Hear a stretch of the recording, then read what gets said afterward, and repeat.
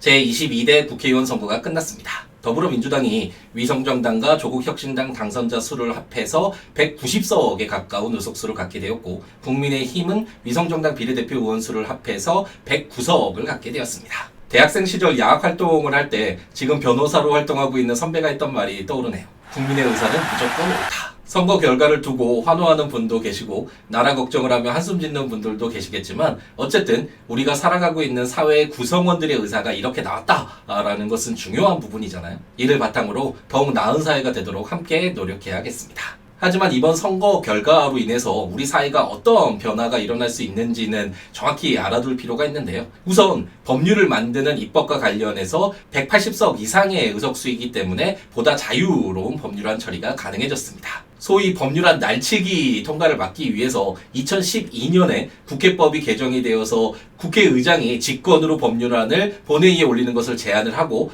필리버스터라고 불리는 무제한 토론 제도를 도입하는 등 국회 선진화법이라는 것을 도입을 했었는데요. 다만 국회의원 5분의 3, 즉 180명 이상의 동의를 얻으면 그 법안을 신속 처리 안건, 즉 패스트트랙에 올려서 처리를 할 수가 있는데, 물론 21대에서도 더불어민주당이 몇 건을 패스트트랙으로 처리하기는 했지만 이제 190석 가까운 의석수를 갖게 되었기 때문에 법률안 처리가 더욱 자유스러워졌다라고 할 수 있습니다. 하지만 우리가 가장 중요하게 알고 있어야 하는 점은 이번 선거 결과로 인해서 더불어민주당이 국회의원 3분의 2 의석수가 있어야지만 처리할 수 있는 헌법에 규정되어 있는 부분들을 10석의 국회의원 추가 동의만 얻으면 처리할 수 있게 되었다라는 점입니다. 그동안 국회에서 법률안을 의결하더라도 대통령이 이에 대해서 제의를 요구할 수 있고, 국회의원 3분의 2 동의가 있어야만 대통령의 거부권을 무력화시킬 수 있기 때문에 국회와 정부의 견제와 균형이 이루어지는 측면이 있었는데요.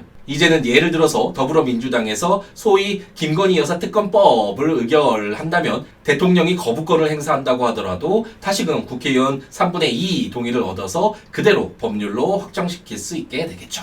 또한 요즘 탄핵이라는 말이 너무 흔해지긴 했지만 어쨌든 국민의 의사로 선출된 대통령이기 때문에 임기가 보장되는 것이 원칙이고, 다만 삼권분립의 원칙상 국회가 예외적으로 3분의 2 이상의 국회의원의 동의를 얻어야만 탄핵 소추를 할 수 있었는데, 이제는 더불어민주당의 의사에 따라서 대통령의 탄핵 소추가 가능해질 수 있는 그런 상황에 처하게 되었습니다.